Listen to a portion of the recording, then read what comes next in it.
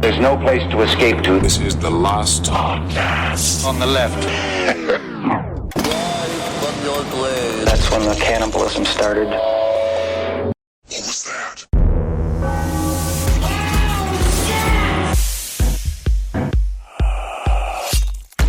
Where are Mother Teresa's bones? Are you quizzing? Up your fucking ass. I would know. I would feel the shards.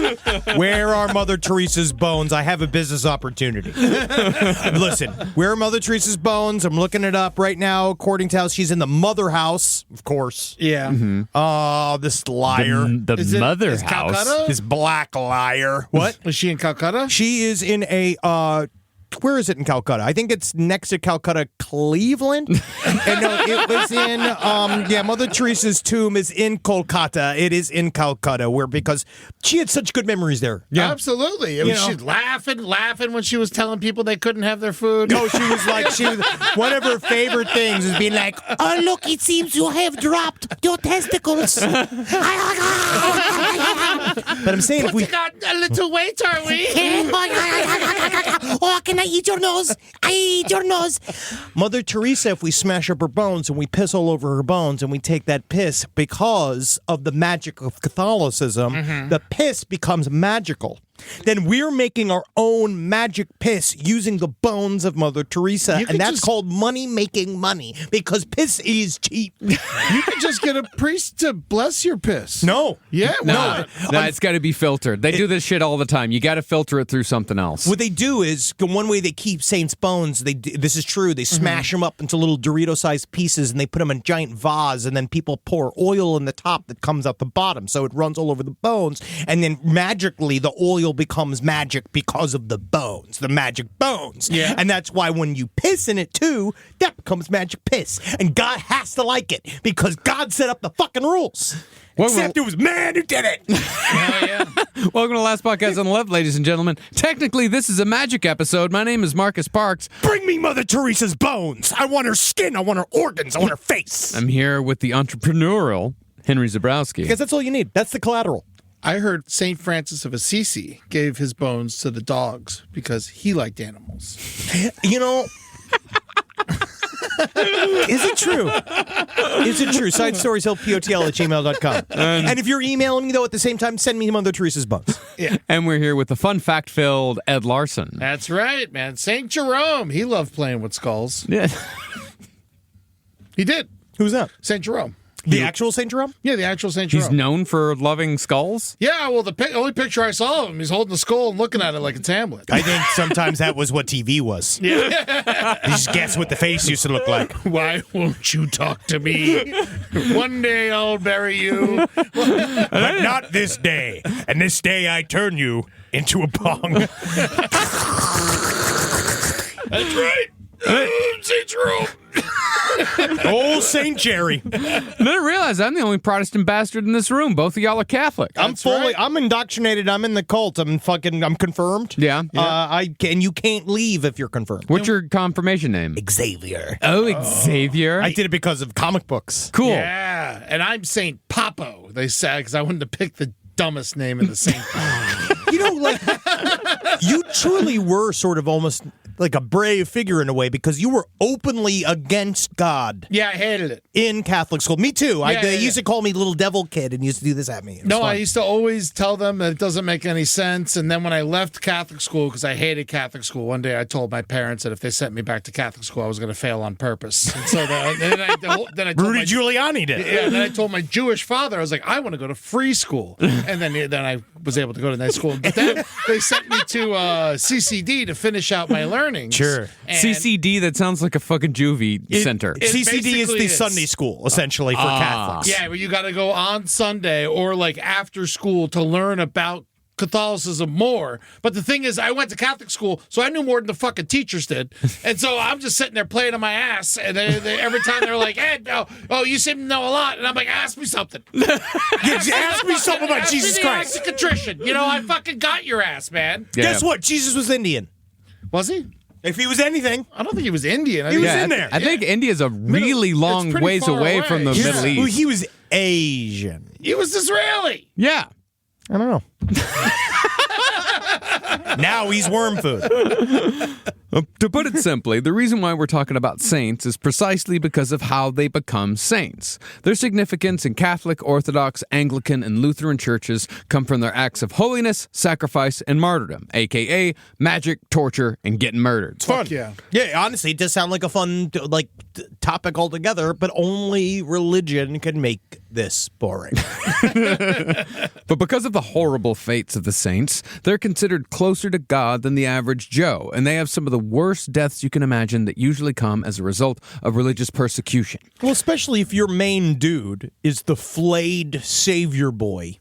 You are, of course, then going to view that as good. Oh, yeah, we're going to get into that angle of it here in a bit. What's weird is like if you're a good guy and you just help out everyone and then you die of cancer, no one gives a shit. No one Yep. gives a You shit. have to get your fucking guts turned into jump ropes in order for people to fucking give a fuck. And I think that that's a thing that we should start talking about. I think that too many people get called survivors. Yeah, these priests just die of natural causes. Yeah, dude, We they should just be get to go up. stringing them up and flaying them. Mother Teresa should have been cut in 4 parts. Like, if we were really going to make her a saint, because they... Cal cut her into 4 parts. Thank you. Yes. Thank you. And that comes from the Punishment Center of the Vatican.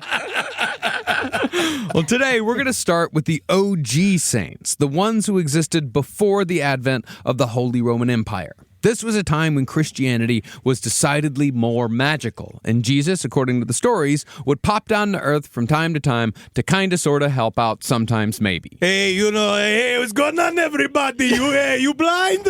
Hey, now you can see. See how ugly I am? Ah, back to blind. Funny times. Huh? Where you from? Please do not give me marbles to hold. No, it's how they slip through. Like sands through the hourglass.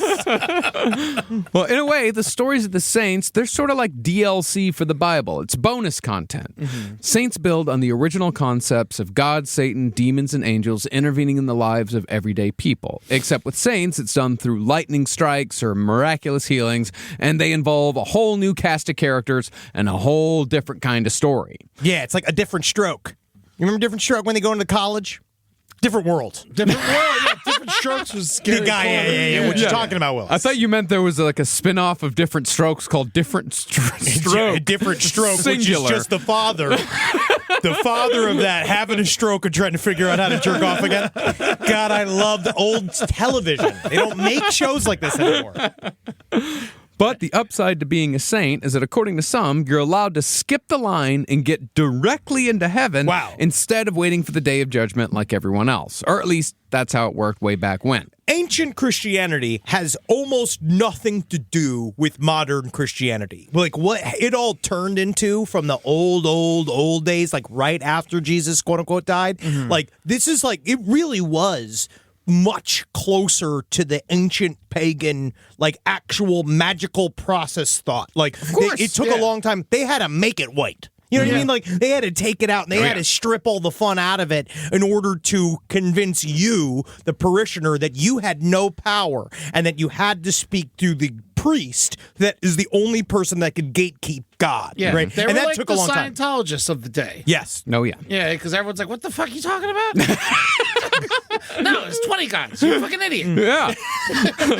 Well, today, canonization is a whole different deal, but we're going to cover the more modern saints and how they come to be a part of the lore in a future episode. This is pre-Constantinopolitan, pre-Constantinopolitan. And you'll have to wait for Saints of the Future! I am Saint 45794. I am in charge of our plastic angels. Eliminate Jewish. Oh, cut off her breasts. Really fun stuff. That's just a funny sketch. Yeah, really. Just a room of malfunctioning robot saints is a really fun idea. But the thing about the saints is that they make Christianity a little stickier. Because not only can you pray to God for the big stuff. Big umbrella stuff. Yeah. You can also choose a personal mascot for your faith who can protect you from illnesses and situations while also assisting you in your profession. They are middle managers for the Godhead, who is supposed to literally be the most powerful creative force on the face of the planet. But what this shows you is that sometimes God doesn't care. Yeah. And that he needs to pass you off to his other guy. You know what I mean? Like, oh, you want to do well in your roller skating competition? Talk to Saint Rolicifer. He's the guy that Saint of Wheels, all right? I got to do shit like make volcanoes that kill deer that no one can see. Well, while saints don't perform miracles per se, only God or Jesus are supposed to be able to do that. They can intercede on God's behalf. For example, if you're a sailor out at sea during a storm, you can pray to Saints Nicholas, Christopher, or Elmo, and one of them might tell you to take a right instead of a left while the ship is getting tossed, and suddenly, that rolling barrel that might have knocked you overboard, it misses your path. Maybe. Mm-hmm. Maybe. Similarly, if you're having problems with something in particular, like say you got a problem with your feet, you can invoke Saint Servatius. Yes, and he shows up. I'm a suck on your toes. Oh, yes, this little piggy went straight down my throat. I love the New York Jets. He's the patron saint of foot ailments. Oh, good. So he might help you out with your foot problems, or at least he could give you some comfort. It's like the guy that got caught for sucking all the toes. Oh, yeah, Like Rex in Ryan. yeah. Well, no, the guy in Big Bear that was like breaking into people's homes and sucking on their toes while they were asleep. Oh. Real saint-like behavior. You see, this is what is interesting about the function of the saint is that it comes out of the very, very OG way of practicing Christianity. So for a while, like when it first started, I watched a good documentary on it. Okay. And they watched the Christian church they'd have some formal churches and temples, but that's not really the main way, because the way the religion developed is that it actually had developed in secret. And part of the way it developed is that the worship services would largely be in crypts. They would go underground, they would go into tombs. And also, most of the time, the way these functions did is that there was a loose group of believers, and there was a guy that would be the intercedent for you and God. They believed this guy he was holier than all the rest of us for some reason, probably because his dick didn't work. And then what he did was say they would pray to him while he was alive. And then what would happen is that he would die. And then that person would be their bones would be put in the crypt where they're working. And one thing they noticed is that very early Christian establishments is that when you went into a crypt, there would be benches and you'd have bones all around them, and you'd see written words written on the walls to the bones as intercedents for them to talk directly to God. Because again, God's busy and he doesn't give a fuck about you. So you need an agent. You're supposed to have this is what we believe in Catholicism. Representative. Representative. So when that guy would die, that's where all this started. Where this guy, a person, and then it would eventually become like, what if that guy was like a super popular version of that? The guy that would die, and then when he was dead, would then become the direct way to talk to God. And this was also based off of the hero cults of the Greek and Roman myths, like things like Hercules. Those are based off real people. Like those stories are all based off real, actual heroes of the time that then people would use as an intermediary. And largely, this kind of just comes from the fact that we as humans love polytheistic religions. Yeah. And this is a way to cheat that inside of it. And we also love novelty. We love something new. We love a new story, and we love having variety. Yeah. Yes. And merch. Yeah, You got the merch. rosary beads. You got the, It's shirt. merch out the fucking hee-haw, man. And it's fucking necromancy. Yeah. This whole thing is necromancy, because it's about talking, which is the reason why nobody else liked the Catholics, because we had this little function where everybody else had, essentially, they could talk directly to God. God wasn't busy enough for them. Yeah, and also cannibalism. Mm-hmm. Yeah. Yeah. Because you eat Jesus and drink his blood. That's later. Yeah. Yeah, we'll get to that here in a bit. Well, saints also serve as examples, because the whole point of a saint is that they were persecuted for being Christians but never wavered in their faith. Today, though, saints are more used as models of endurance, a story to point to as to why you should still come to church and give them your money week after week, even though your life still fucking sucks. Like Saint Cal Ripken Jr. I cooked him nachos once. Oh, yeah? How was he? It was delightful. Well, I never met him, but, the waitress said he was nice. And then they stole his mother. Well, the problem is that because of the continuation of these stories of oppression, because that's what saints' stories are, especially these old ones, they're stories of Christians being oppressed. Many Christians today still have a massive persecution complex they just can't fucking drop. Many or all? And they really do need to drop that fucking persecution complex for all our sakes, because the persecution we're going to be talking about today is 2,000 years old. It keeps coming. Yeah. All right, and It doesn't keep coming. It ended a very long time ago. also the persecution here is they are using it as propaganda. Yes. Within the church to say, don't you want to be a saint? The way you do that is to make sure you die extra gnarly for Jesus Christ. And it has to make that gnarly death like an advertisement. Like, we want you to do this. Like, please be flipped over on a grill 4 or 5 times. Now, amongst many other sources, kudos to co-producer Madeline Shaw for gathering them. We also used a book called Saints Preserve Us by Sean Kelly and Rosemary Rogers in our quest towards today's hagiographies. Saints preserve us. Now, it is believed that suspicion of Christians and their subsequent persecution began in 64 AD with the Great Fire of Rome, which burned for 6 days before being reignited to burn for a further 3. Fucking rock and roll. Isn't that cool? It was rumored that Emperor Nero created the fire himself to rebuild his palace and some of the more rundown parts of Rome so he could increase taxation. It's basically engaging in an extreme form of gentrification. But when we were in the British Museum, I was reading a thing about Nero, like as we were sitting there, and it is interesting because largely the stories about Nero seem to have been because he was so popular and young, and then eventually they blamed a lot of stuff on him after the fact. Yeah. Oh, okay. Yeah. But no matter what the real story is, Nero still needed someone to blame for the fire that had swallowed much of Rome, and Christians were convenient scapegoats.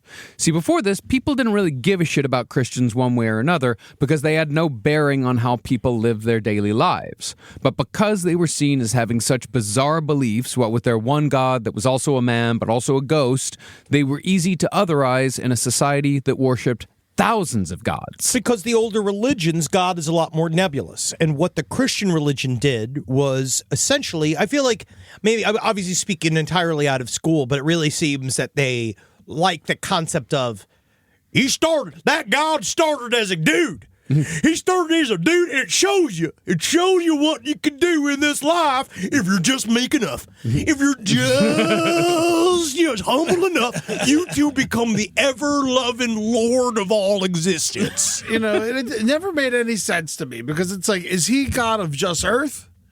You know, or is Yes. he, No, is he's the God God also in charge of the moon? Is he in charge of the entire heavens. universe? Yeah, the entire universe. The yeah, entire the universe. heavens. Yeah, the heavens are also, like, heaven and the heavens are two different things. But then some people say heaven technically was a planet and a place that was considered for a long time. So I don't know. Jesus is Earth's delegate. As far as we know. You're talking like this is gem talk. This is the we're in a cult store talk. Like, this is where this turns into. You're slowly going to be covered in turquoise, Eddie.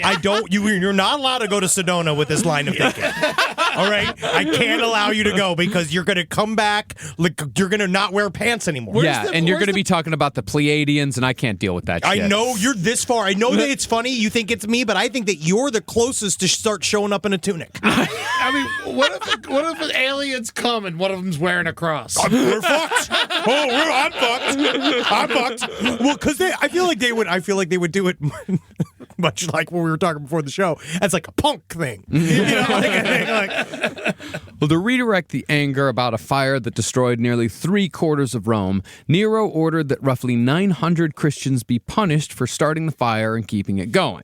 Some were crucified, but quite a few were torn apart by wild dogs. Cool. Yeah, they like that over there. Yeah, they really Crucify loved him. it. I just want to be able to say that once. Say what? Crucify him. You can say it whenever you want. I do a lot, but I mostly Nothing do it. happens, I do yeah. in the car. I do it at the dentist. Yeah. Well, that's how you should put down Wendy. Crucify her.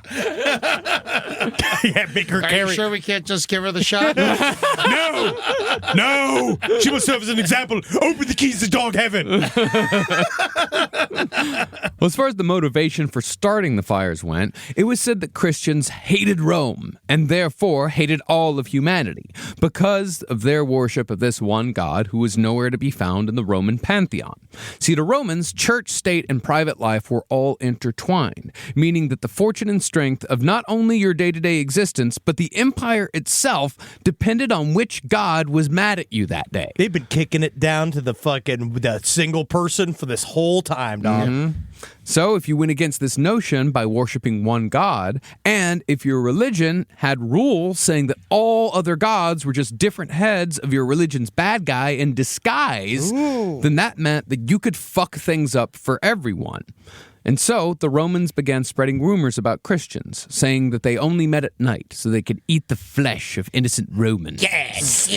And engage in incest most foul. Yes, fuck your sister, fuck your brother. Yeah, do it for Christ. Well, basically, they took the concepts of the Eucharist and the Christian practice of calling each other brother and sister, and they made them literal. They really did. They did the thing where it's like it's a smear tactic. But Yeah. they would just say every single time they would do these sort of activities, calling each other brother and sister, talking about like the you call yourself brother? You guys fuck your brothers? You fucking your brother? Oh, that you doing? You sucking your brother's dick? Even though technically, I don't think that they even.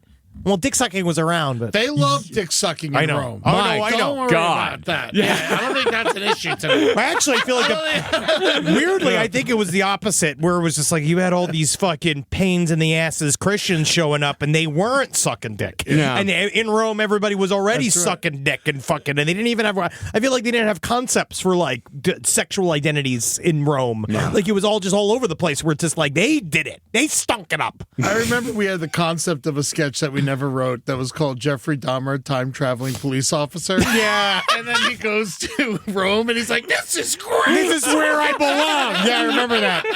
What? Being gay isn't a thing? Murder is legal? Oh, the cutting room floor of the murder fist writer's room. So many brilliant ideas slip through our fingers.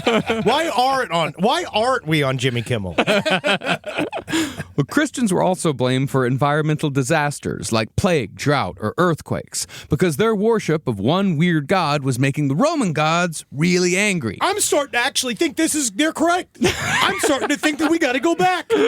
We got to start talking to fucking Odin again. Well, the Roman gods were imposters. They were all the Greek gods changed their names. Yeah. Yeah, and all the Greek gods were just like guys that walked around and they gave them funny were names. broke. Yeah. That was the problem. Yeah, bad economy. They got kicked out of the EU. It's been bad there. It's been bad in Athens. Now, yes, Christians were killed in absolutely horrendous ways. They really were ripped to shreds in Roman amphitheaters by wild animals for the amusement of the public, and they really were tortured most terribly and burned alive en masse. It was like in the Coliseum in the front row, people used to get pulled in all the time too. Really? Yeah, it's like the front row was apparently fucking nuts. I imagine. Yeah, it sounded fun in a They way. had Navy battles with crocodiles. Yeah, it was crazy. Remember when we saw it? Yeah, we were It's there. like how like they have that whole like underground section of theatrical stuff that would like lift. Man, it must have been awesome. It was very cool. Yeah, built in the year 72, I believe. Wow, good Yeah. memory, Eddie. What the fuck? Yeah, you smoke way too much weed. No, to just remember that. random shit gets put in there. Yeah. You know, that's all. It's literally sitting on a wheat nug. Yeah, that one thought. 72 AD. Remember me, Eddie? But sometime in the 2nd century, stories began to appear of Christians being given magical powers through direct intervention by God himself, or failing God, Jesus. Now, obviously, this was propaganda designed to keep people in the faith because Christians could always believe that there was a chance that they could be one of the Christians whom God arbitrarily decided to bless personally. And the more Christian you were, the more likely it seemed that you would receive God's favor. Isn't it weird? Like, not to get too MSNBC about this, but like it is interesting is that you see that statement and then you realize, oh, the Christians still think that. They just think it about billionaires. They legitimately are like, it's the same thought process. If I pay fealty to him enough, If I just am good enough, Elon himself will pick me. Like Elon's going to allow me to hang out and make the. He might. And I will go to I will go to heaven, which is a nice Tesla. house. Yeah, Tesla. It's a Tesla burning in the bottom of a canyon. Oh, yeah, I'll pack you. But it obviously worked out quite well for the Christians in the end, and it instilled a sort of stubbornness in the religion that persists to this day. That's what Christians are. Stubborn. Really fucking stubborn. It would not have worked, however, if the stories hadn't been good. and since humans love a good bloody story, I don't think they would have worked half as well had they not been as incredibly violent as they are. One scholar said that specifically the stories were exaggerated. Yeah. Like it was to stoke a reaction. So, yeah, I mean, we all want to have their hands cut off and their tits cut off and their faces cut off. We like that. We all like that as a group. Well, also, it was told to each other. Like, it was tossed, like, we're, person to person. And did you hear they also cut a tits off? You know, you're like, oh, great. Thanks, Brad. Wow. Rise from your grave. Now, one of the earliest saint stories involves an enslaved woman named Blandina, who lived in what is now the city of Lyon in France. Oh. So maybe it's Blandina. Oh, yeah, I thought I was Blandina. Yeah. Blandina, you get back in here. Blandina, get off the hog. Yeah, where are you from? Lyon, France? Yeah, I Yeah, bet. stupid lies. Well, I'm from Truth America.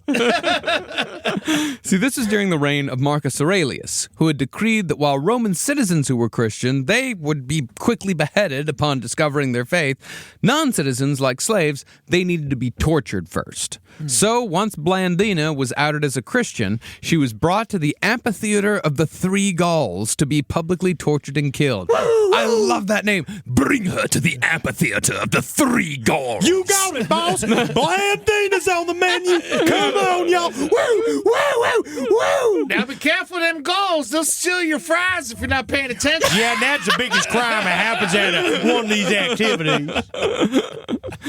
Well, in the arena, she was bound to the stake, and the Romans released wild animals, most likely lions or bears or dogs or what have you.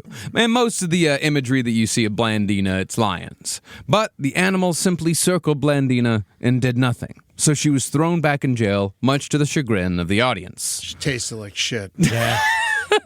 Yeah, that's the problem. They did one lick. Sometimes... maybe the periods ran him away. Maybe the periods ran them away. Maybe she was bleeding. Maybe them periods don't ran them away.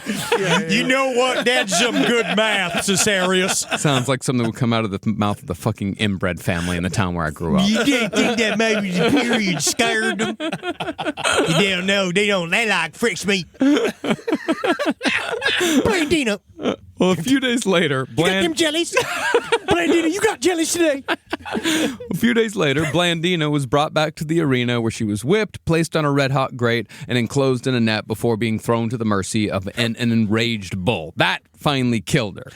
But since she had... Now that's how you kill a Blandina. Good work, everybody. Good work.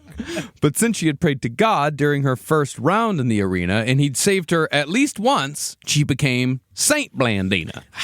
You know, he should save you all the way. Yeah. No, he never does. No, he really doesn't. That's the whole point. That's why they didn't eat her, because she was bland. They put a little pepper on her, a little salt, Yeah, some sure. garlic. Yeah, call me again when she's Cumin-Dina. You know what I mean? Oh, man, Pepperdina? Pepperdina. Oh. Pepperdina, you get over here. That's her spicy sister from Mexico. Now, it makes total sense that martyrdom became a central feature of early Christianity. Because after all, the whole point of Jesus coming to earth was so he could be killed for the sins of humanity. Not if you asked Jesus early on. He'd be like, maybe we could think about me just sort of doing this symbolically, huh? But while there were absolutely people who went to their deaths defiantly clinging to their Christian faith, people like Blandina, you're not going to have much stickiness if it's the same story over and over again. So the lives and deaths of martyrs came to be greatly embellished with magic, just like Christians embellish the history of Jesus with magic. And that's if there really was a guy 2,000 years ago who was simply walking around telling people to be nice to each other. That's cool and everything, but it's a better story if he's a wizard. They actually are pretty certain that he was. I did some research, and I'm not. I've had so many people call me an edgelord 14-year-old for saying that Jesus didn't exist, but there is yet still actual proof that he existed. But there is there's some talk around it, but it seems like mostly they were really confused about his ability to rile people up. Yeah. And he was definitely a human man with like a wife and like if that was all real, like then that's what he was, just some guy. He was a rabbi. Yeah, that's why Pontius Pilate famously came out and said, "Hey, who wants to kill Loudmouth?" Hey, me. How I want to do. Stupid name, though, Pontius. Oh, man, aren't you glad we don't got stupid names like Pontius no more? Not like me. My name's Caroglio. And me, Mr. Ding Dongs. Oh, yeah, Jerry Ding Dong's ready to pierce the Christ.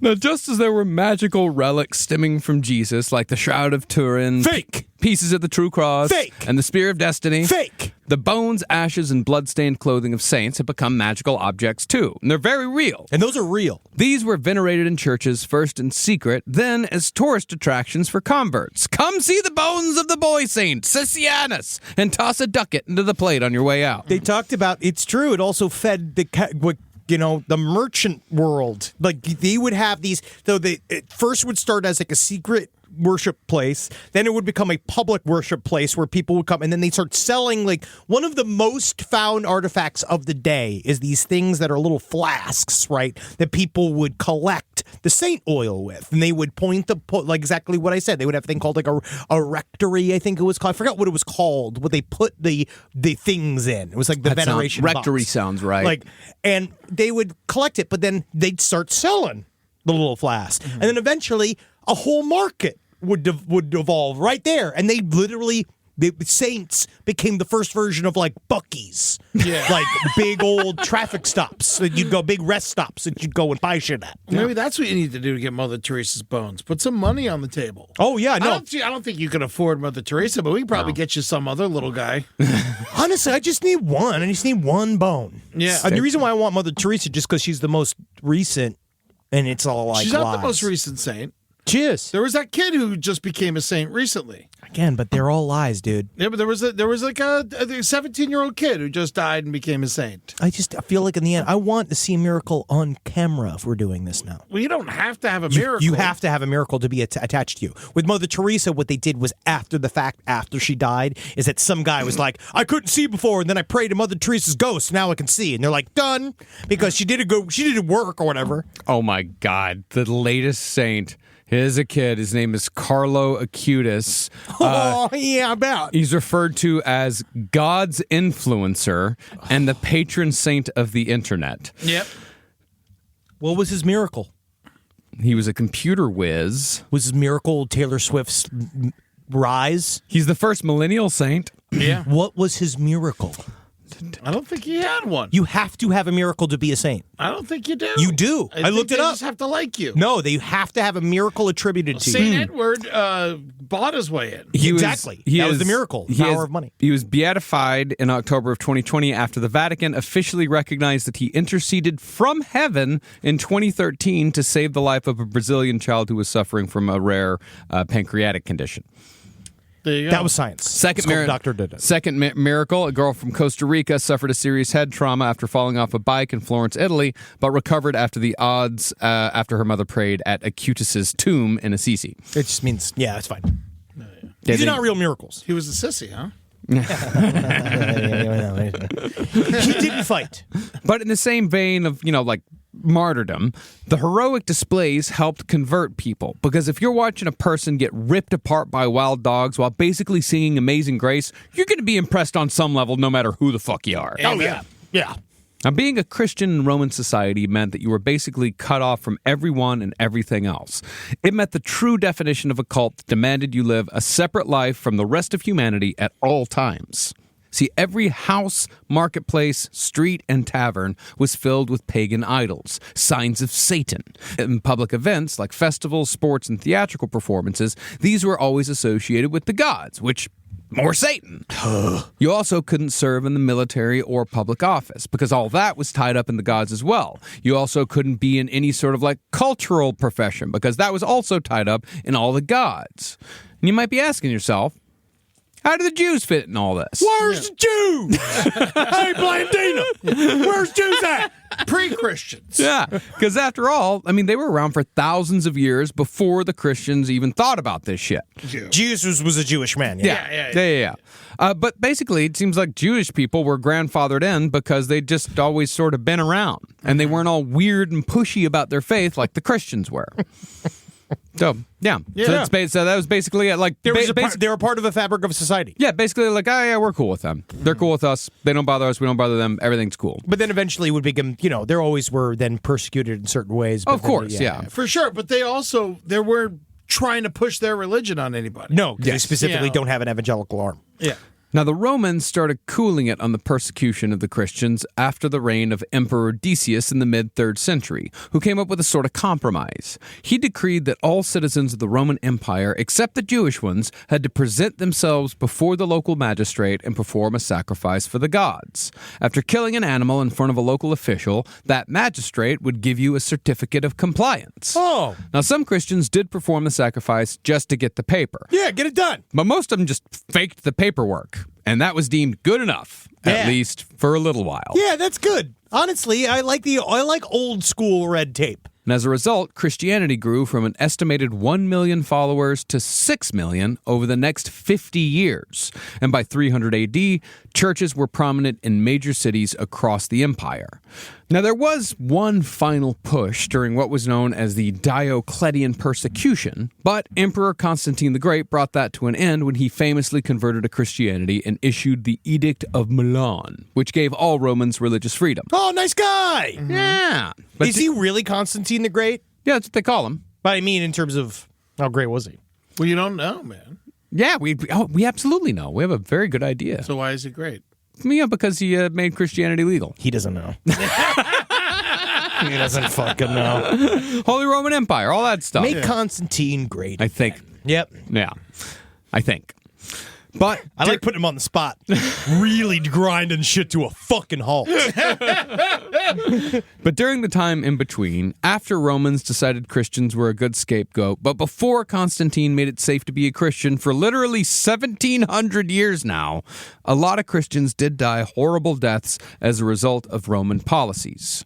A select few, however, were remembered, and their stories were rewritten to include even more magical properties than those written about in the New Testament, all to create the entities we now know as the saints. Whoa, Constantine named Constantinople.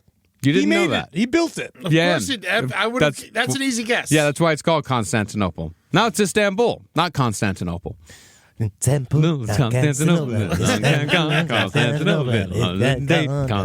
should be waiting in Istanbul. Even old New York was once New Amsterdam. Why they changed it, I can't say. People just liked it better that way.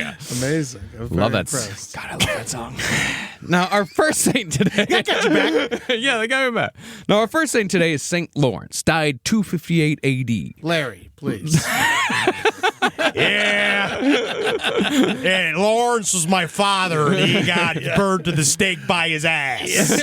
Leisure Suit Lawrence. Well, he's the patron saint of cooks and comedians because he made a joke when he was being roasted alive by the Romans. Now, when Lawrence was a young man, he was friends with the future pope, Sixtus II. When Sixtus was crowned pope in 257, he named his buddy Lawrence the Archdeacon of Rome, the treasurer of the church, and the keeper of the library of sacred books. You know, you could ask somebody better, because I'm the kind of person that I like to write new material every day. I try to make sure that every time I go and they do a different bit, everybody's they're super entertained by what I do. All right, that's me, Larry. I would have assumed the patron saint of comedians would have been Jewish. That same year, This is though. for Christian comics. This is Jim Gaffigan's saint. Oh, no. Yeah, this is the saint of Hot Pockets material. That same year, though, the Roman Emperor Valerian told the Christian clergy to perform sacrifices to the Roman gods or face banishment. The year after that, he ordered the execution of all Christian leaders in the city and decreed that anyone else who didn't worship the Roman gods would be reduced to slavery. But I don't know if I'm the kind of guy you want me to be a slave. I'm not going to work very hard. Look at my hands. They're very soft, right? Me? I sweat. It's hard for me. I don't like being outside. I like to be inside. I need air conditioning. I need a nice little bench. I need a bunch of grapes. You know what I mean? Like, when it comes down to it, you don't really want me to be in there being some guy's slave. It's St. Gleason. It's my Jackie Mason. I don't know why I started doing Jackie Mason the other day alone in my house. Because he's fucking hilarious. Yes. Yeah, it's great. Now, Pope Sixtus II was captured and executed quickly, but before he died, he told Lawrence to collect the church's wealth and distribute it amongst the poor. Overhearing this request, Roman officials told Lawrence that he had 3 days to round up the church's treasure and present it to the local prefect. And so Lawrence assembled 1,000 orphans, widows, virgins, lepers, and people with all manner of disabilities to the prefect's palace. And when he was ordered to present the treasures, he pointed to his poor, sick, huddled masses and said that they were the church's greatest treasures. It's called irony. It's kind of fun, right? In a way, I did this, it's a kind of fun thing. Wait, look at this, right? Oh, I said it's treasures because these people are all frowning, right? Everybody here, they suck, right? Everybody here, they're sick, and no one wants to be around them, right? That's why I brought them, huh? You see what I'm doing? You want to laugh? You want to laugh about it? I hate them. The Romans, predictably, were not amused. Oh. For his disobedience, Lawrence was scourged, branded, clubbed, stretched over the rack, and torn with hooks. Ow. The most famous torture, however, came when Lawrence was cooked. Come on, let's think about this. Let's think about this. I think we've already done enough. His body was placed on a gridiron, which was a new technology for the time. Oh, whoa, this is new. Whoa, wow. This guy got that new gridiron smell. I love it. Absolutely love it. And after he was roasted for a bit, he allegedly said, quote, "Turn me over. I'm well done on this side." and that's why he's the patron saint of comedians. Come on, I saw you laugh. I saw you smile. The first roast. I wish it wasn't like this. He supposedly survived and was able to baptize several other fellow prisoners before dying in jail. Turns out they didn't want me well done. They made me medium rare. Come on, everybody. Come on. There's no reason to be upset. You seem to be You seem to be frowning at me because my face is a sea of scars. Someone throw some water on Charlie. Our next saint, however, was not a simple archivist like Lawrence. Instead, he was a warrior, although he did seem to be somewhat slow-witted, or at the very least, easily influenced. His name was Saint Christopher, and he represents travelers, ferry boatmen, and bachelors. Okay. Yeah, all the women in my family have St. Christopher statues or like medals in their car to protect them when they're traveling. Dude, Yeah. he's the hot one. Yeah. Often, Christopher is invoked against nightmares, peril from water, and sudden death. But before he was baptized as Christopher, he had one of the worst names I've ever heard. Before he was Christopher, he was named Reprobus. Oh, God damn. Yeah. He's Reprobus. Reprobus? Reprobus. Hi, hey. I'm a doctor. I work out 5 times a week, and I have over $100,000 in my 401k. Wow, my name's so attractive. Yes, my name's Reprobus Johnson. Thank God I also love to eat vomit. Yeah, until he's baptized, he's Reprobus. Yeah. Because also, I'm not calling on Christopher to save me. yeah, because he honestly acts a lot more like a Reprobus than a Christopher throughout his journey. Now, depending on the source, it said that Reprobus was somewhere between 18 and 24 feet tall. Of course. In a time when giants walked the earth. Cool. This is around 3rd century BC. It was said that Reprobus served the king of Canaan until he became disillusioned and decided that he wanted to serve the greatest king in all the world. And so, after traveling for some time, he believed that he had found the greatest king, and so he pledged his service to him. That went all well and good until a minstrel appeared at court one day. Let's not blame the comedians, okay? We did this once. This guy, it's like, he's just a comedian. You can't have an opinion these days. Yeah, it was so hard to do comedy back then. Well, the minstrel performed a song and sang a verse that referenced the devil. And when the devil was mentioned, Reprobus saw the king and made the sign of the cross. Reprobus, who was apparently quite brash, demanded that the king tell him what the sign of the cross meant and why he did it. The king said that when the name of the devil is uttered, he feared that the devil's power would overtake him, and thus he did the sign of the cross as a form of protection.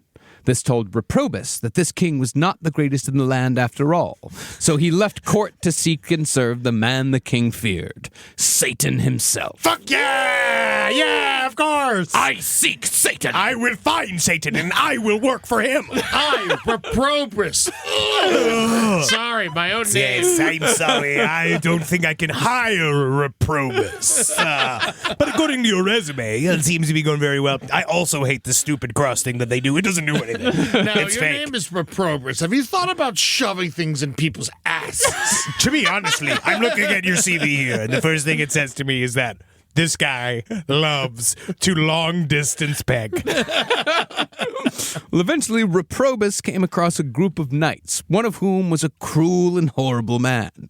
This cruel knight asked Reprobus why he was traveling, and Reprobus said, I'm out looking for the devil. "What a coincidence," the knight said. "I'm the devil." Whoa, the ultimate switcheroo, dude. And so Reprobus bound himself to Satan's service. You just got yourself kissing a guy, man. That's what that is. He just got picked up, dude. You know? But, yeah, it's like if a woman asks you if you're a god, you say yes. You say That's yes. basically, yeah, I'm the devil. Have you ever done that, He could like- have been anyone. The idea of, I always kind of like the idea of like running into a first date and pretending to be a time traveler and saying you got to fuck because you got to go back because the future's over and all the women are illegal. And that's why it's good to fuck it. That's the way you do is you got to come in with a character sometimes. Yeah. But one day, as he and the devil were traipsing around the desert, they came upon a cross, and the devil immediately panicked and ran away. Aztecs! And when asked why he had done this, the devil said that a very powerful man named Jesus Christ had once hung on a cross, and whenever he comes near a cross, he gets scared. So, Reprobus once again changed allegiance and began his search for Christ. The cross is how they killed him. I don't understand. So he should love the cross. I never understood that. And so Reprobus is gonna he's a fucking fair weather friend, man. He is. No, Reprobus is he's just looking for the most powerful guy. That's all he cares jumping about. around. Now, after a very long and boring story in which Jesus appeared as a child and made Reprobus carry him across a river. Carry me. Kiss the boy. My legs don't work. Carry me across the river. Fooled you, I'm Jesus. I'm turning piss into soda. Now suck my dick. Oh, I didn't know. After he carried him across the river, Jesus revealed himself. Hello. And, and gave Reprobus a magical staff that would bear flowers and fruit when it struck the ground. Jesus then baptized Reprobus as Christopher, Your name is Christopher. which means bearing Christ, because he carried Christ across the river. Oh, wow. So that's where the name Christopher comes from. And so Christopher, with a brand new name, traveled to the city of Lycia to pray for and comfort Christians who were being killed by Romans. So Christopher is essentially like Christ's caddy. That's all that means? It's Yeah. Christopher, yeah. He literally carried Christ across a river, and bearing Christ, it means carrying Christ. Not because they didn't call him Jesus. It's also, Jesus is also Jesus. There can only be one Jesus. There's going to be one Jesus. No, there's not. There's a millions upon millions of men named Jesus. Yeah, that's later on when people got fucking lazy. Now, after visiting future martyrs in prison, Christopher was attacked by the guards. But instead of fighting them, he struck his magical staff into the ground, and when it bore fruits and flowers, everyone present converted to Christianity on the spot, and everyone clapped. This was enough to... Just a branch from banana tree. It's just a banana. Yeah, this is just a fruit.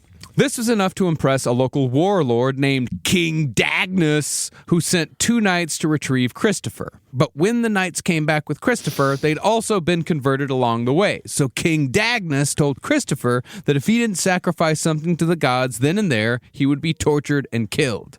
Christopher refused, and the converted knights were beheaded. So King Dagnus sent 2 sisters named Nicaea and Aquilina to see if they could tempt Christopher into having an incestuous three-way. Fuck yeah. So killing you didn't work. Have you ever thought about getting fucked by 2 hot chicks? No, I actually haven't. But when they touched him, Christopher began praying, and the 2 sexy ladies were converted as well. Damn, man, he flipped 2 hoes? That's a shame, dude. You can't be losing hoes. Not just 2 sexy ladies, but 2 sexy sisters who were willing to go fuck a dude together. You're about to go all around the world? Yeah. I guess they did need Christ. When the sexy sisters also refused to make sacrifices, Aquilina was hung and a heavy stone was tied to her feet, which popped her limbs out of her sockets. None of these people were made saints, by the way. No. Nicaea was thrown on a fire, then beheaded. Oh, wow. And finally, it was Christopher's turn. First, he was brought before the king and beaten with red-hot, burning iron rods. Then he was bound to an iron chair where a fire burned underneath. The seat supposedly melted like wax, but Christopher remained unharmed. Come home! The king then had him tied to a tree where he would be shot by 40 archers. Cool. But the arrows all stopped in midair just before hitting him. Neo. And when the king advanced to investigate, one of the arrows turned and shot the king in the eye. What an idiot. Dude, yeah, what a maroon. You don't get, there's a bunch of arrows floating in the air. You don't go up and fucking Face poke 'em. one of them. Yeah, what is this? Fucking, you know nothing about Daffy Duck? Yeah. It's like, ow! This was totally avoidable. Christopher then said that after the king killed him, he should anoint his blinded eye with Christopher's blood, and it would be healed. Just a little fun tip. Yeah. Why would he tell him? Because he's a fucking saint. Yeah. They're all fucking, you know. Yeah. Christopher was then beheaded, but when the blood of Reprobus was dabbed on King Dagnus's eye, he could see again, and the king converted to Christianity as well. Wow, what'd you know? That's amazing. It worked. Wow. Wow. Should it be deheaded? Instead of beheaded. Yeah, I actually wonder why it's not deheaded. Yeah, right? English is a funny little language. It really is. You know, because it's de-nutted. Yeah, when they take your balls off. D-nuts. See, we're having fun with English right now. That's what I do. Windows. Yeah, that's what he does. He says, That's what I do by being a fucking moron. You know? And one of the weird things about St. Christopher was not just that he was at least 18 feet tall, but that he's also often depicted as having the head of a dog. According to the Irish Passion of St. Christopher. Was that a fucking gay pornography about the Troubles? I bet you I can fuck this dog. Oh, I bet you could. And I bet you I'd watch it and jerk and watching you. Who said that the Catholic and the Protestant can't come together? All right, 1, 2, 3, come. Oh, I can't come unless I'm thinking of me mother. And she will raise you up on eagle's wings. According to the Irish Passion of St. Christopher, he came from a dog-headed race that ate human flesh and had tusks like a wild boar. Awesome. This, however, isn't the only place that dog-headed men show up in religion and myths from this time period. You got the Egyptian god Anubis, that was thousands of years before that. Oh, yeah. Jason and the Argonauts, they fought dog-headed men, and Alexander the Great claimed to have fought dog-headed men in India. But what's incredible about St. Christopher is that his representation as a dog-headed man might come from a mistranslation. See, Christopher was from Canaan, meaning he was a Canaanite. The Latin word for Canaanite is Cananeus, while the Latin word for dog is Cananus. So it could be that someone just wrote down the wrong fucking word, and all of a sudden you got a dog-headed giant as one of your most popular and well-known sub-characters in your religion. Shit like this used to happen all the time. You know, dog's got a good sense of direction. You've seen Benji. Yeah. Yeah. For Homeward Bound. for the traveler. Yeah, Homeward Bound. Yeah, of course. Yeah, dogs are good for that. White Fang, you know, they're always traveling. Yeah, that one old yeller whacked him. Oh, yeah. He was traveling straight to his death. Now, while Christopher became popular because he was the patron saint of travelers and almost everyone travels, our next... They're definitely not driving. No. The key is to make sure if you're traveling, that's how you know, you can tell the police officers that you're traveling, is that you have the St. Christopher thing up there and you cannot be arrested because you're not operating a motor vehicle in a business aspect. Traveling. Our next saint became popular because of the plague, and in the process also became sort of a gay icon to boot. Okay. That would be Saint Sebastian. So St. Sebastian was Hottoggo? Oh, we're going to get into it, bro. Rise from your grave. Now, Sebastian was a soldier who joined the Roman military in the mid-3rd century as a secret agent so he could be of service to Christians who were being persecuted by Romans. A closeted Christian, if you will. Ooh, very sexy. While in the military, Sebastian was promoted to the Praetorian Guard of the Emperor. I bet. Oh, yeah, I bet he was. All while secretly converting and baptizing other soldiers and civilians. It's my own special homemade white wine. It's thick. Hope you like the aftertaste. It's more of a syrup than a wine. Yeah, it is more of a glop. Don't put it in your pussy. Unless you want a little baby Sebastian. But his cover was blown when two twin Christian brothers named Marcus and Marcellian were imprisoned for, again, refusing to make a sacrifice to the Roman gods. You did it. I know Marcus is an ancient name. Oh, yeah. Very much so. Marcus Aurelius. Wow. Jesus fucking Christ. Yeah. Marcus is the most Roman name there is. Yeah, Mark Anthony. He's Yeah. probably Marcus. That's Mark. Wow, yeah. Yeah. There's not more Roman names. Marcus is pretty much up there. You don't see any Eddies. No, but we came around, and once we got to Europe, Eddie Yeah. started popping up. Edward did, yeah. Yeah. And Henry. Yeah. All right, we'll continue. I'm sorry I did this. I'm sorry I did this to us. Well, Marcus and Marcellian's pagan parents tried to get them to renounce Christianity, but Sebastian actually talked them into accepting the fate of their sons by converting the parents to Christianity as well. To sell them on it, Sebastian said that he would endure torture and death to show Marcus and Marcellian how to give their lives for Christ. But it actually kind of ended up working backwards. Yeah, he didn't want it. He's going to show how he could bottom for Christ. Just take it. See, before Marcus and Marcellian were killed, Sebastian went on a bit of a converting spree, which led to his capture. A woman named Zoe, married to a Roman official, had been mute for 6 years, and Sebastian supposedly cured her by simply making the sign of the cross. Which that don't make any fucking sense to me, because that's a miracle, which is something that only God and Jesus is supposed to be able to do. But the reason why they are the reason why the miracles have to be attributed is because it has to show that they were chosen specially by God, and that they worked, that God, it's not them doing the miracles. It's God doing it through them. Gotcha. And so and Jesus was supposed to be the ultimate example of you're destroying the avatar of God that I've brought to you to open it up. Like, because the whole point of the Jesus sacrifice is that he then opens heaven for us, right? Is that everybody can go to heaven. It's not just angels. It's not the most pure. Is that everybody can go if they follow the way of Christ. This is kind of the same thing as that he has to go through. It's about being the middleman. Yeah. And I also think he just asked her a question for the first time because he's the only gay man that she's ever met. And when Jesus was flogged and he didn't bleed, that was the first miracle whip.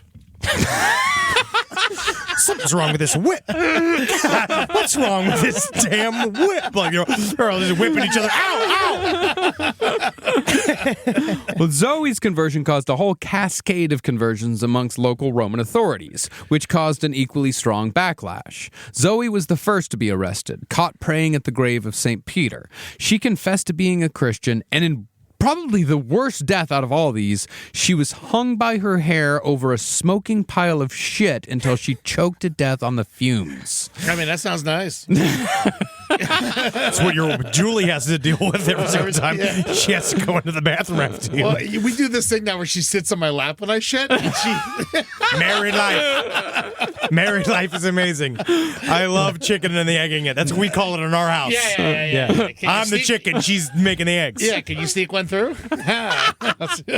Ultimate gatekeeping. Well, from there, the Christians that Sebastian converted, they were killed one by one. They were stoned to death. One was drowned at sea with rocks tied around their necks. One was made to walk across hot coals before being beheaded. And a few of them were just burned alive. And as far as Marcus and Marcellinus went, their feet were nailed to a tree stump. And after they prayed all night to be saved, they were stabbed with spears when the sun came up. Again, he's not doing shit. God didn't do anything. That wasn't in the giving tree, I'll tell you that much. Oh, yeah. You never saw the nailing stump? I love that book. I give and I give and I give. Sebastian, of course, was saved for last. The emperor he served, Diocletian, was particularly angry that one of his own guard had betrayed the Roman Empire so thoroughly. This is especially since Diocletian was at that time presiding over the biggest and bloodiest persecution of Christians in history. So Sebastian was bound to a tree where he would be pelted with dozens of arrows. Once the archers did their duty, Sebastian's body was said to resemble a sea urchin, and he was left to die full of arrows. Awesome. But when a Christian went to retrieve Sebastian's body for burial, she found that he was still alive. Go get my Uggs. Is there any Neosporin close by? The Christian brought him home where he recovered, but he still couldn't just fucking chill out. He stood at a staircase where he knew the emperor would pass, and when Diocletian showed up, Sebastian started heckling him. Stink ass bitch! Stink ass bitch don't know shit! Stink ass dumb bitch! Now, for a moment, the emperor supposedly thought that maybe there was something to this Christianity thing after all. But I like this energy. But after waving that away, the emperor said, nah, fucking kill him. So his soldiers beat Sebastian to death with cudgels and threw his body in the sewer. No fixing that. The location of his body appeared to another woman in a dream who retrieved the body and buried him where supposedly the Basilica of Sebastian now stands. Bury me at the Sephora. But how Sebastian became a gay icon goes back to the days of the Black Plague. See, arrows have been associated with the plague since antiquity, when Apollo sent plague-tipped arrows to punish the sins of Agamemnon. Likewise, the Bible uses arrows as a metaphor when God unleashes plagues upon humanity. But since Sebastian was on the receiving end of many arrows and survived, it was said that he could petition God on behalf of those infected with the plague. And since there were so many devastating plagues, Sebastian became a very popular figure in Europe. Therefore, when the Renaissance came about, Saint Sebastian was a popular subject for many paintings and frescoes. But, for some reason, and this is how he came to be a gay icon, because no, Henry, Sebastian himself was not gay, Sebastian was invariably portrayed as a nude or semi-nude, handsome young man with a perfectly sculpted and bound body, giving off a general sense of ecstasy and sensualism. Basically, all of his paintings look like a guy who's just about to come during a BDSM session. My question is that, do you think on some level they would masturbate to this material? Like, I mean, this is a genuine question. On some level, who would masturbate to the material? The monks that make the paintings, like the people that made these are specifically don't masturbate. These aren't. This is Renaissance painters. This is Renaissance. This is not monks. This is Renaissance. This is like fucking the masters. But the idea of making him sexy. Yeah. Are we not like then jerking off at it? Because is this not what porno was? I mean, like they make him sexy to be like him, Jude Law, like the sexy pope. Well, kind of the point is that you could jerk off to him. Wow. Like you could jerk off to a painting of Saint Sebastian. That's how sexy and homoerotic paintings of Saint Sebastian were. But do they? Well, the thing is that Saint Sebastian was a favorite of Oscar Wilde. Yes. Oscar Wilde used Sebastian's name as a pseudonym when he was exiled to Paris after serving 2 years in prison in England simply for being gay. Keith Haring also used like Saint Sebastian imagery. But Saint Sebastian really became important in the gay community during the worst of the AIDS crisis, when a plague was indeed wiping out their community. And while he has somewhat fallen out of fashion, he still remains extremely important to some of the people who survived those times. Yeah, because he's sexy. Yeah, and He's also sexy and fun, and he did, that was his whole thing. Yeah, and he protected against plagues. So, when he didn't. Well, medicine did. More could have died. Yeah. No, Black Plague killed as many as it could. It really did its best. And I think that medicine stopped, AIDS, in terms of working on that. Yeah, I wouldn't say it was the Saint Sebastian, but it was a comfort for people, like many saints are. Oh, yeah, that's why I fucking prayed to the fucking Noid. He helps me with pizza, Oh, yeah, I love that Saint guy. Noid, that is your saint. Oh, yes. Oh, the Noid is my saint. The Noid. Yes. Saint the Noid of Assisi. Yeah. Of Apipi. The Saint the Noid of Apipi is one of my favorite of the favorite saints. Now, while Saint Sebastian is known as the sexy saint, our next one, Saint Lucy, somewhat lies on the other side, as she's often invoked against eye diseases, hemorrhages, and the bloody flux, a.k.a. dysentery. So she's hideous. Is that what Well, she's alt. Yeah. she's alt. Okay. She is, however, also the patron saint of sex workers, as well as the patron saint of blind people and ophthalmologists. That's a lot to cover. It really is. So many of these saints cover like 9 or 10 different things. To be in charge of all sex workers and ophthalmologists seems strange. It's a fun conference. Yes, I'd like to see my sex worker better. Oh my God, Linda! I've been paying my wife for sex. I love how you use your mother's name. I'm sorry. I'm sorry. It was right there. Lucy was born to a noble family in Syracuse, Sicily at the end of the 3rd century. God, even Sicily has a Syracuse. God, don't go to fucking Albany, Italy. Yeah, the great Syracuse of the soul. And she was raised by her mother after her father died young. Her mother, however, had the bloody flux, which is so named because its symptoms include bloody diarrhea. Flux meaning flow. We know. Fuck yeah. Bloody flow. Yeah, we From your butt. understand. Yeah, from your With all ass. the shit, feces. blood. Yeah, shit, fuck, blood. Yeah, I used to coming out of have your ass. hemorrhoids. Yeah. Yeah. My hemorrhoids were so bad I had to rename my toilet to Sandy Hook. You like that? Are you happy with that, audience? Because we're going to keep it in. We're going to keep it in because we want to. And because the Sandy Hook parents Very won. real. It was very real. It was. thing. It was extremely real. And the Sandy Hook parents won because they bought InfoWars. We say this on the day that InfoWars officially went off air. Yeah. The Onion bought it. Yep. Yep. Wow. My God. Interesting time. Very much so. So, thinking that she was about to die, Lucy's mother arranged for her daughter to be married to a wealthy pagan family to ensure her future, even though both of them are Christians. In the You just meantime, never hear that anymore, wealthy pagan family. Where's the old money pagans? yeah, where would the wealthy pagan families be today? I don't know. In the meantime, though, Lucy and her mother made a pilgrimage to visit the shrine of Saint Agatha, who died 50 years earlier after she was stretched on the rack and her breasts were ripped off with tongs. About time. Get some breast ripping. That was We're what you getting said. there. Yeah. We're Like, getting there. how many saints can we talk about without ripping off breasts? Well, apparently, miracles happened at the shrine of Saint Agatha, and after a night of praying, Lucy's mother, no more bloody diarrhea. I found a cork. But sorry, I just thought about that Sandy Hook joke again. Yes. It's in there. But again, in this context, it's activism. Yeah. But now that her mother was no longer in mortal danger, Lucy confessed that since she was a young girl, she'd wanted to remain a Christian virgin all her life. And since her mother had been cured by God, they should likewise give away all their wealth to the poor. This is why there's no more wealthy pagan families. Well, yeah. Lucy's mother said, sure, why the fuck not? So they started redistributing their stuff to the huddled masses. But when Lucy's betrothed pagan heard that his dowry was being given away, he got a little huffy and told the governor of Syracuse that Lucy was a secret Christian. It's like George Pataki.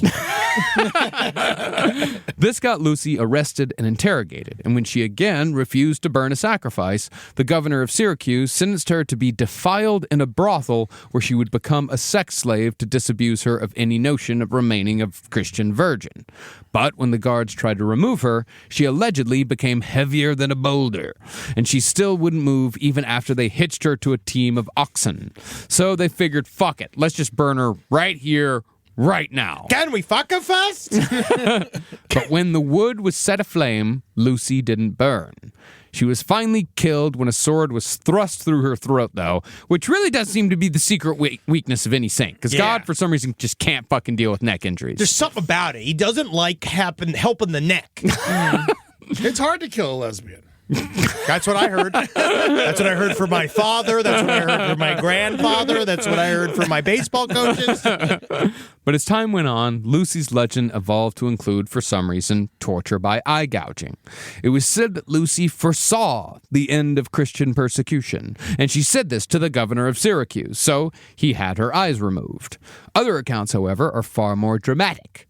In one form of the story, Lucy greatly overreacted after a suitor commented on the beauty of her eyes. After this seemingly innocuous comment, Lucy cut out her eyeballs and sent them to the suitor in a package and said, please leave me alone. Ooh, Lucy's brat. Yeah, you would have to pre-address that, obviously. Yeah. It's going to be difficult to stamp that in my mailbox. You can't wander outside of your house with your fucking eyes. But could somebody mail this for me? I didn't think about this through. Yeah, it's 4 days sitting in front of her hut yelling, "Postman! Where's the postman?" I know one of you is, and you're lying to me. But the miracle was that even without eyes, Lucy could still supposedly see. Another of the female saints is St. Catherine of Alexandria, who lived and died around the same time as Lucy. Also born to a noble family, Catherine was intelligent, educated, and beautiful, and was known to say that she would only marry a man who surpassed her in nobility, wealth, comeliness, and wisdom. Okay. So she was the saint of standards?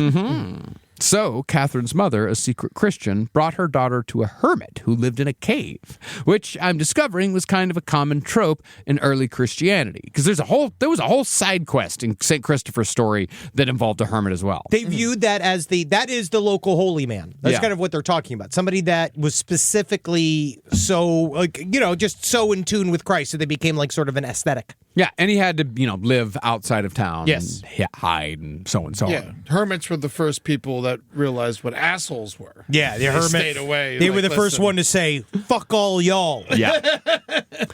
But this hermit was supposed to solve the problem of how Catherine was going to find a guy that met her standards. So he gave her an image of the Virgin Mary and the Where's baby the hermit Jesus. going? The hermit's not going where all the single guys are. So he gave her an image of the Virgin Mary and the baby Jesus and told Catherine to pray to the image concerning her heart's desire. So you think that baby Jesus is going to make sure your coochie gets fucking filled? Well, baby Jesus is going to give you an answer, one way or another. Me want milk. Where's my daddy? Why isn't he here? Daddy's got a big old dick. He fucked mommy till she forgot that he existed. But Catherine did as she was told, and much to her surprise, the Virgin Mary appeared, holding the baby Jesus. And the Virgin Mary told baby Jesus to behold Catherine to see how fair and virtuous she was. She's fuckable. Yeah. Unimpressed, the baby Jesus turned his head away and rejected Catherine. Spit all over. He never does this. Jesus, we came here all the way from the afterlife. Puzzled, Catherine returned to the hermit, who introduced her to Christianity. And that same evening, the Virgin Mary and Jesus appeared again. Except this time, Jesus was a guy. Yep. Full-grown man. Oh, yeah, because all he did was have to look at her once. And he gave Catherine a ring as a token of her betrothal to him. How much you want to bet this is just the hermit? Just dressing up as Jesus Christ. He's got a local hooker helping him doing the Virgin Mary stuff. Slipping her some fucking shrooms in her dinner. dude. Yeah. And it was a Nuva ring. Yeah. You're going to want to put this in your pussy. But unluckily for Catherine, the Roman Emperor Maximian just happened to be in town, and he asked Catherine for her hand in marriage. Whoa! When she refused, saying she was a bride of Christ, the emperor condemned her to death by breaking on the wheel. Awesome. This method of torture, now known as the Catherine wheel, after St. Catherine, was quite popular in the Middle Ages. First, the executioner would drop a big, heavy wheel on the victim to break their bones. Then the victim was tied to the wheel, where the remaining unbroken bones would be broken with the club. Oh, wow. Yeah, seems nice. Then the ragged limbs that were, all broken, they would be intertwined into the wheel spokes. Oh. And then the person would be left there for hours or days until they finally died of their wounds or of thirst. Very, very, very bad way to die. Seems like the it's a worst lot one. of. Yeah. It's one of the worst ones. Yeah, Yeah. I still think that crucifix is pretty bad too because you drown in your own blood. Yeah. And you said the one where the lady was hung over the flaming shit was real bad, but the other one seemed worse to me where they tied the rock to her legs and that just stretched out her bones. I do Yeah. think that's worse too. But again, there's a meme that I've seen, but the first couple of seconds of that probably feel great. For a little bit. Well, in Roman times, the wheel was usually reserved for slaves and Christians. So it was the wheel that Catherine was sent to. But miraculously, the wheel broke at Catherine's touch. Whoa! So the customary beheading was ordered. Yeah, lop her fucking head off. But this time, in what sounds like a visual from a fucking Ari Aster movie, Catherine's body flowed not with blood when it was beheaded, but with a stream of milk. Oh, milk! It's milk! Everybody get your bowls! Catherine, by the way, was one of the 3 voices who spoke to Joan of Arc. Wow! Another one of Joan's spirit friends was Saint Margaret of Antioch, the patron saint of pregnant women, servant maids, and sufferers of kidney maladies, as well as being a protector against diabolical infestations. Oh, wow. Thanks, Joan. Does this she is also, Margaret. Does she also shoot milk? Nah, dude. No, she's lame. It's not the same, man. She didn't even do it out of the titties, which is the fun way to shoot milk. She did it out of her head. Yeah. Technically out of her neck. Yeah. Yeah. If her head was still attached, it would have came out of her nose. Someone said something funny. That's all I know. Gotta be careful. Like Catherine, Margaret was lusted after by a Roman official but was thrown in jail for being a bride of Christ. Margaret was then tied to a stake and tortured by being beaten with rods and iron combs to rend and draw out her flesh from her bones. After remaining defiant about her faith, she was taken down and placed in a cell where she prayed to God to reveal the enemy who was fighting her. At that moment, Satan arrived as a dragon and swallowed her whole. But when Margaret blessed herself, the dragon split in two. Awesome. Satan. That's like Evangelion. When he's inside, when he goes inside the creature. Don't spoil it too much. I'm watching. You haven't seen Evangelion 20 years yet? old. I know, but I'm still. You ever seen the OG series of Evangelion? It's so much to go through. It is. It's a lot to go through. I'm really surprised you haven't watched all of it. And then we talk. It's And we're friends. There's a bit of a barrier at times. Yeah. Yeah, that's with, the idea. With no, with me watching the show. It's Yes. just, when And me. when they bring the penguin in, It's called fan service, and they're making fun of fan service. are they? Yeah, that's the idea. Pen is making fun of fan service. Is that what it is? It's meta. Okay. Fuck Evangelion. It's also I just can't. It's just, I can't stand to hear a boy whine for When you 20 get hours. to the end, it's good. Cool. But yes, I am after like the that. 20 hours. But I am not as good. I don't like the boy whining either. But I like it towards the end. okay. Well, Satan then appeared in the likeness of a man who tried to deceive Margaret. Hello. She, however, saw through the disguise, flung Satan to the ground, and stomped on his neck. Yes, please. And when she took her foot away, the earth opened and Satan returned to hell, while Margaret was beheaded the next day and sent to heaven. Oh well.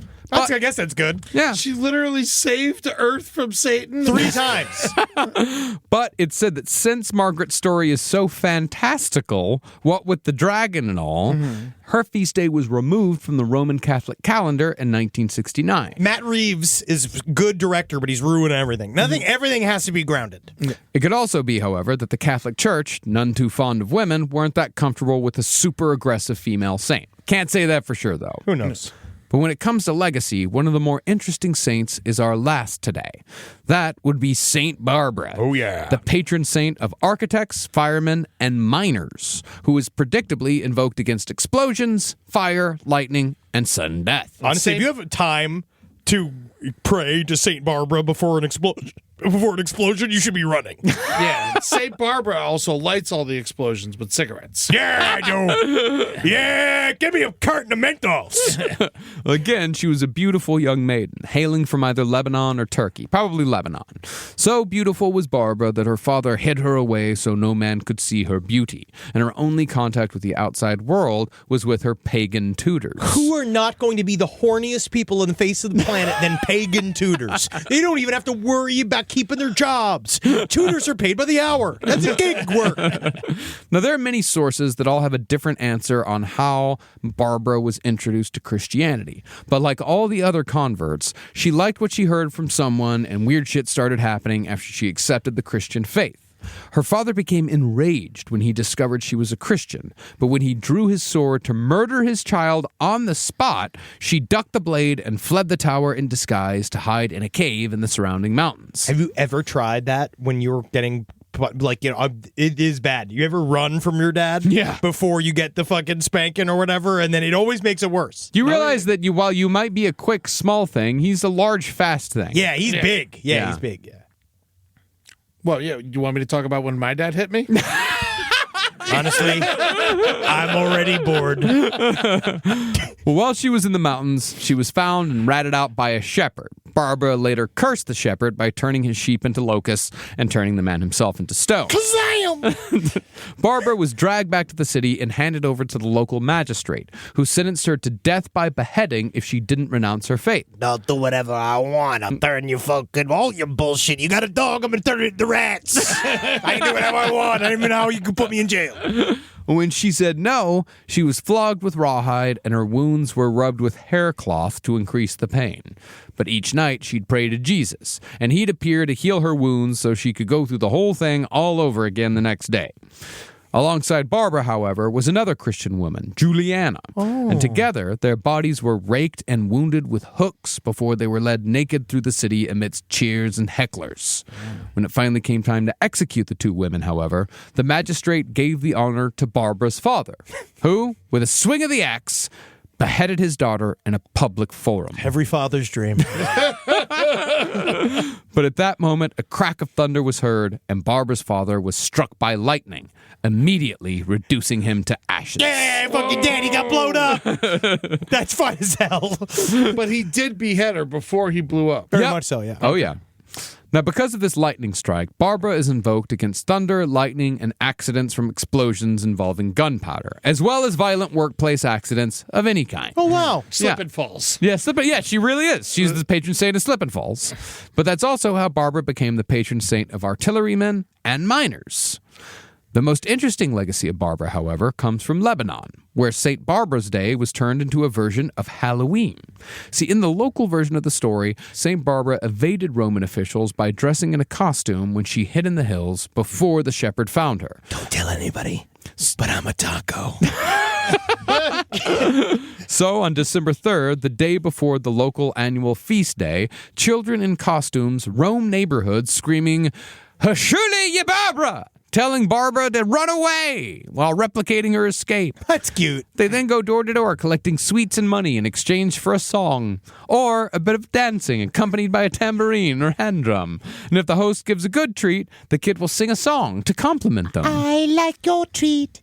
I thank you so much. I like to eat. You are... Please don't cut my clitoris off. But if the treat sucks, the kid will end their song with an insult and run away. Yeah. You're fat. That's it. That's all I have. But perhaps where Barbara is most popular is in Poland, where they hold a feast in her honor that has the most Polish name I've ever heard, Barborka. Happy Barborka to you. Have you fondled your grandmother's breasts? Happy Barborka. It is the season for big heaving bosoms to be found laying in soup. You have barely touched your woman pie. Yeah, it's in the shape of vagina, filled with pork horks. Sweet, sweet Baborka. You get 5 weeks off. I love Baborka season. Well, Baborka revolves around miners, like the people who mine. Yeah. Oh, okay, not the children. Not the children, no. Yeah, but they're also minors. Yes, they are. Yeah. Well, mining as a profession I was... meant like slaves. Yes, Yeah. They're working, okay? They get paid almost 5 dimes a year in whatever they're moving. Oh, you've seen this? Wow, it's just a shirt that says I love Baborka. Oh, wow, look at this. Say Baborka's. Wow. Continue on. I'm looking at pictures of Baborka. Well, mining as a profession was held in high regard in Poland, especially during the Soviet years. Because coal, yes, it had high value, but being a miner was among, if not the most dangerous jobs one could have. You were the worker amongst the workers. And so, to celebrate the patron saint of miners, Barborka began with a mass followed by a parade where each mining company would have their own marching band, accompanied by ranks of miners and their ceremonial mining uniforms specific to each company. Additionally, each company would sing their own distinctive mining anthem. The festivities would continue throughout the day, culminating in a fireworks show at night and a gathering in which miners would divide themselves into teams based on age and rank. They would then roast battle with songs. Yeah, it's awesome. yeah. And if your roast or your song was bad, you had to either drink salty beer or you were put in actual stocks where people roasted you further. And this was all done by the Karksmi Piwini, or loosely translated, the brewers' lodgings. So this is like dude club stuff. Yeah, So yeah. the minor groups get together, and that's just all they do all night is they raise hell and they get drunk and they play pranks on each other. Yep. It sounds like a blast. They scream the word Barboka. Barboka! You know, it honestly sounds like a lot of. It sounds very interesting. I'm looking at this nice because it's like because how important petroleum is to petroleum and salt to the Poland's Diet. economy. Yeah. Yeah, and they say they hold miners in high regard. Yeah, in Krakow, there's a salt mine that you can go down into that's apparently gorgeous. They built a whole kind of a chapel down there Is that's there, supposed to be really fucking cool, but I got claustrophobia, so I couldn't go. Is there a difference between like fresh salt?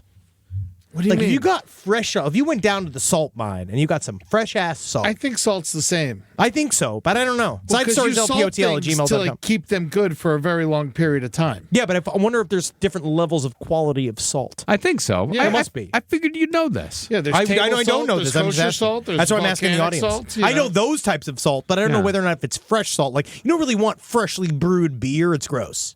Oh, I guess not. I don't know. I never. I would have no idea. They have the born on date. I know that for beers. That was a big one for a while in the early 2000s. Yeah, I remember that. Yeah, Yeah. yeah, and you wanted a fresh one. Yeah, you don't want because the old ones was skunky. Yeah, Sometimes, if you left them in the bad fridge, they'd get skunky. eat shit. Just so happy because I remember skunky beer played such a huge role in my life for a so very long long, time. It really was. Like- Skunky beer was a part of my life, and then it just stopped. I don't know why. It's not like the beer got better. You got successful. But I'm not buying You didn't better have beer. to drink it. Yes, you are. Well, I guess Modelo's. Yeah. I guess it's not Riebenbach's. Yeah, and you can't take them in and out of the fridge. Yeah, and you can't drive with them anymore. I know. Yeah. Yeah, it's not like stealing Keystone Light from farmers' trucks like we used to do. Exactly. That shit got skunky because you had to hide it. Yeah. And you You couldn't could drink it at school. Yeah, you couldn't drink it until the weekend. You steal on Tuesday, you drink it on Saturday. This skunky beer. And so Barborgady, where uncles get together and talk shit about things that no one remembers anymore. anybody remember skunky beer? You ever had Red Dog beer? Come on. Yeah, You remember Coors Dry? when we start naming all of the specific beers that we have, this is what you asked for. Barborca Day. Yeah, this is Barborca Day. We're having our own Barbarca here, aren't we? And so while these are just a few of the stories of the saints, we'll certainly be bringing you another installment in the future that covers the saints of the Middle Ages, when shit gets really weird. Because the old days, they used to vote, the community used to canonize, and it used to be more informal. But then as the church got involved, when canonization actually became an official process, that's when, as it always does, it becomes like Nepo babies, essentially. But if the saints show you anything, whether it be with the Mormons, the Scientologists, or the Catholics, the key to growing a cult into a religion is always to have solid bonus content. Yes. Always expand. Yeah. Yeah. Always expand your universe. You need a Patreon. Yeah, the Cimmerillion, the thesaurus. Yeah. That expands the dictionary, right? We've learned nothing. We've learned nothing. We went through so much here today, and we're not better for it. Yeah. I want to say thank you so much for being here. That's right. Because without you being here, we can't make our own future religion. Because I think it's huge for us. I've been, ruminating on it. Yeah, we should. If we I've been die, thinking about it. How do we get canonized? Oh, man. You have to sell the catalog. What if we lied at the church Oh, yeah. and try to get in? I mean, I've been lying to the church ever since I started going. Yeah. dog. Yeah, they Since used to day make me one. confess like twice a week, and I'm like, I didn't sin yet. Yeah. And so I just started lying about sins. Yeah. And it got you creative. Started thinking about it. And you're like, oh, that's a great sin. Yeah, I should do probably that. do that, Yeah, yeah. yeah, that sounds fun. They were not happy when I started asking about dinosaurs. Oh, yeah. They got real mad about that. Bro, it's dinosaurs. It wasn't just a Bill Hicks bit. Like they yeah. get really angry when you fucking ask about dinosaurs when you're 6 years old It because you doesn't love make any sense. dinosaurs You and they're love- talking about it and it's like, okay, so all the animals and it was the dinosaurs, and then you get in trouble for asking questions. And it's like if you were a And all of a good-ass sudden you're the priest- kid with a big mouth. Oh, that's how it is. Yeah. If you were a good ass priest, you would improv your way to unfold it in. You would fold it in. That's the idea. You go like, oh yeah, sure, dinosaurs. They angels. Yeah, my Sunday school teacher wasn't ready for that. Regina was not ready for that question. Yeah. Well, she should have just told you. They tossed him in on Noah's Ark. Everyone knows that. Yeah, who knows? Yeah, and then they drowned him. They were too big. What happened? Yeah, they drowned all the dinosaurs when the flood came. Noah did it. See, it's so important to Everyone learn. says he's a good guy, but he fucking drowned the dinosaurs. It's all he wanted to do. He's a murderer. The dinosaurs are the Natalie Woods of the Bible. Patreon.com/Last Podcast and Left. Speaking of DLC, you can get all of our extended adventures on the Patreon. We got BTS. We have live streams. Come see all of our fucking bullshit and shit on there. It's like you watch us wiggle around on there. Go to LP on the left for all of our socials. TikTok and Instagram. TikTok and Instagram. And go to lastpodcastleft.com. We are going to be doing live shows.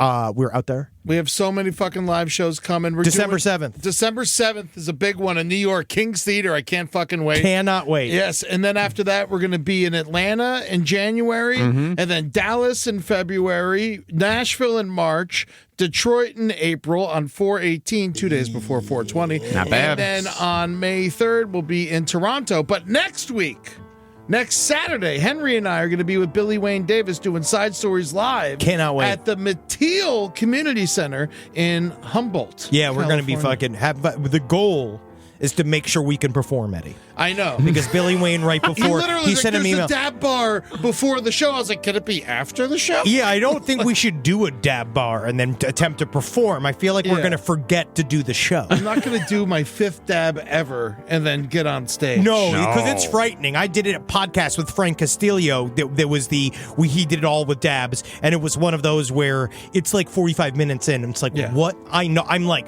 you know, when you've been talking for so long, and they're all looking at you, and it's like, what in the living fuck have I been saying for the last 45 minutes? Frank's a psychopath. I've seen him drink 100 milligrams and then go on stage and do 30 minutes. He's got to be careful. I don't know what's going on That's with him. taking the joy He's out of literally it. dabbing and shit. It's like, exactly. You have to, you got to live your life. I man. love dabbing, but that's for when I'm finally not talking to anyone. Yeah. Yep. Saddest dab of all. Give it up to you, Barbara. Barborka. Barborka. Happy Barborka. Happy Barborka. Yes, the Beach Boys. They know Beach Boy. There is no Beach Boys. There is no beach boy. There is no beach in Pierogi Portland. Boys. We have fun when they take my freedom away. It's honestly, it's very political. We're full of activism today. Hail Satan, everyone. Oh, okay. Hail Barborka! The belly button of Barborka. The biggest belly button. You put 9 steins of beer in a big whale of a belly button. Barborka.